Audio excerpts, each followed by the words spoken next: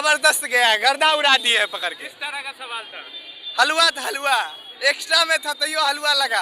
80 पूरा देंगे। सबसे ज़्यादा क्वेश्चन उस डिफरेंशिएशन और इंटीग्रेशन से आया था और कुछ लिमिट से भी क्वेश्चन था। ऑब्जेक्टिव सबसे ज़्यादा आसान आया बहुत है। अच्छा था और बनाने में मजा आया और हल्का था, मतलब जो पढ़े थे वो आया। 80+ आ जाएगा। बढ़िया बढ़िया क्वेश्चन था, भारी भी नहीं बोल सकते। इजी था, नंबर आ जाएगा। 90+ बोल सकते हैं। बिहार बोर्ड इंटरमीडिएट परीक्षा का आज दूसरा दिन था और दूसरे दिन की पहली पाली की परीक्षा शांतिपूर्ण माहौल में संपन्न हुई। आपको बता दें कि आज गणित का पेपर था। हमेशा से ही गणित की परीक्षा को कठिन माना जाता रहा है। ऐसे में आज हम आपको लेकर आए हैं दरभंगा के जिला स्कूल परीक्षा केंद्र पर, जहां आप देख सकते हैं कि परीक्षा देकर निकलने के बाद सभी के चेहरे पर संतोष का भाव झलक रहा है। मिथिला लाइव से बात करते हुए छात्रों ने दावा किया है कि परीक्षा शानदार गई है। वहीं परीक्षा पत्र पर विश्लेषण करते हुए जिले के प्रसिद्ध गणित शिक्षक और एज मैथमेटिक्स क्लासेस के निदेशक आर के झा ने क्या कहा है वो आपको सुनाते हैं। गणित के पेपर देकर निकलने कैसा गया एग्जाम? जबरदस्त गया, गर्दा उड़ा दिए है पकड़ के। किस तरह का सवाल था? हलवा था, हलवा। हलवा था? हाँ, एक्स्ट्रा में था तो यो हलवा लगा। कितना नंबर आ जाएगा हलवा में? हलवा में कितने 100 का था ना, 80 पूरा देंगे। 80 पूरा जाएगा। हाँ। मेरा नाम मोहम्मद जलालुद्दीन हुआ। आज का पेपर देकर निकलने कैसा गया? मैं तो पेपर देगा अच्छा ही गया है। ज़्यादा क्वेश्चन हार्ड भी नहीं था, न ज़्यादा नॉर्मल था। यानी एक है जो अगर थोड़ा सा पढ़ लेता ना आदमी सही से अच्छा जाता। सबसे ज़्यादा क्वेश्चन उसमें से डिफरेंशिएशन और इंटीग्रेशन से आया था और कुछ लिमिट से भी क्वेश्चन था। और ऑब्जेक्टिव क्या ही बता, ऑब्जेक्टिव सबसे ज़्यादा आसान आया है। जितना पढ़ के आए थे उसमें से कितना प्रश्न आया? 100% आया है। 100% कितना आया। नंबर आ जाएगा गणित? 100 का था तो लगभग 70 to 85 आ जाएगा। 20 to 85 आ हाँ, जाएगा। 85 आगे तक। क्या बनना है? अभी तो मेंस का प्रिपरेशन कर रहे हैं। कैसा क्वेश्चन आया था इस बार? क्वेश्चन सही था, बढ़िया क्वेश्चन था, भारी भी नहीं बोल सकते। इजी टू हार्ड करने और हार्ड टू इजी करने क्या किस तरह का क्वेश्चन था? इजी था, इजी था? इजी था। किस किस चैप्टर से क्वेश्चन था? ज़्यादा इंटीग्रेशन था और डिफरेंशिएशन था, दोनों को आप हाईलाइट कर सकते हो। कितना पढ़ के आए थे उसमें से कितना सवाल आया? सही कब आया? कितना नंबर आ जाएगा? 90+ बोल सकते हैं। 90+ आ जाएगा। हाँ, लेकर निकले कैसा प्रश्न पूछा गया था? थोड़ा कठिन था लेकिन अच्छा था। कठिन क्वेश्चन था? किस तरह किस टॉपिक से क्वेश्चन था? किस चैप्टर से? वो सिद्ध करने वाला था, इकोनॉमिक्स था, समीकरण सब था, ऐसा था। कितना नंबर आ जाएगा? रिजल्ट देखने के बाद पता चलेगा। कितना पढ़ के आए थे उसमें से कितना सवाल आया? 15। गणित की परीक्षा देकर निकलो कैसा गया परीक्षा? ठीक ही गया। कैसा प्रश्न आया था इस बार? पता नहीं यार, नहीं होगा सही, उतना एग्जाम अच्छा नहीं गया। एग्जाम अच्छा नहीं गया? एक्स्ट्रा में रखा था मैंने, मैथ पढ़ा ही नहीं। तो कितना किस टॉपिक से सवाल था? किस चैप्टर से? साढ़े चैप्टर से थे, साढ़े चैप्टर से थे। सबसे था? हाँ। क्या नाम था? शुभम। सर पहले तो बहुत बहुत स्वागत है। सबसे पहले मिथिला लाइव 24 के सारे दर्शकों को मेरे तरफ से बहुत बहुत स्वागत है।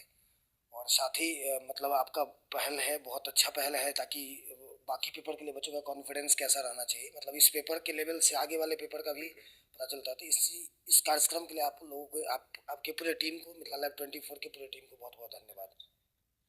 सर आज का कैसा प्रश्न था? कैसा गया परीक्षा बच्चों का? अगर सबसे पहले तो आप क्वेश्चन का लेवल बच्चों के प्रिपरेशन के अकॉर्डिंग डिसाइड होता है। मतलब आप यूँ कहें कि क्वेश्चन आसान उन बच्चों के लिए है जो जिन बच्चों ने पढ़ा है, तो लेवल डिसाइड क्वेश्चन का हम लोग बच्चों के प्रिपरेशन के आधार पे करते हैं। अगर ओवरऑल अगर बात करें तो ऑब्जेक्टिव का स्टैंडर्ड मतलब बिलो द एवरेज था, जिसको आप आसान बोल सकते हैं। एक आध क्वेश्चन, मतलब मुझे लगता है कि 100 में 50 करना है, उसमें एक आध क्वेश्चन जिसको एकदम बच्चा छोड़ के चलेगा, फिर 50 छोड़ना है, जिसका स्टैंडर्ड एवरेज था। यानी ऑब्जेक्टिव का लेवल बिलो द एवरेज था, मतलब एवरेज के नीचे आप आसान बोल सकते हैं। बात करें अगर सब्जेक्टिव का, तो सब्जेक्टिव का क्वेश्चन मैंने जो कई बार बच्चों के साथ यही डिस्कशन किया है कि आप उस क्वेश्चन को मान लें जो आपका टाइम टेकिंग हो। तो कुछ क्वेश्चन टाइम टेकिंग था, कुछ आसान था। तो अगर बच्चा वहाँ अगर सही से प्लान किया होगा सब्जेक्टिव के अंदर में, तो अच्छा स्कोर कर सकता है, उसका भी लेवल आसान ही था। जब आज हम बच्चों से बात कर रहे थे कैसा गया पेपर, तो बोल रहे हैं एकदम हलवा क्वेश्चन था, एकदम इजी था, 80 नंबर आ जाएगा, 90 नंबर। सर क्या इतना इजी बोर्ड का प्रश्न आ रहा है? ऑब्जेक्टिव का लेवल बोल सकते हैं पढ़ने वाले बच्चे के लिए बहुत आसान है, और सब्जेक्टिव का स्टैंडर्ड एवरेज है। मतलब आप बोल सकते हैं कुछ क्वेश्चन में एवरेज, मतलब जिस टाइम टेकिंग है, तो बच्चों को टाइम मैनेजमेंट जो किया होगा उसके लिए आसान होगा। आप लोगों ने जितना साल भर में पढ़ाया, बच्चे जो अच्छे से पढ़े होंगे उनको कितना आ जाएगा, और जो बच्चे थोड़ा ध्यान नहीं देते हैं, नटखट होते हैं, उनको कितना आ सकता है?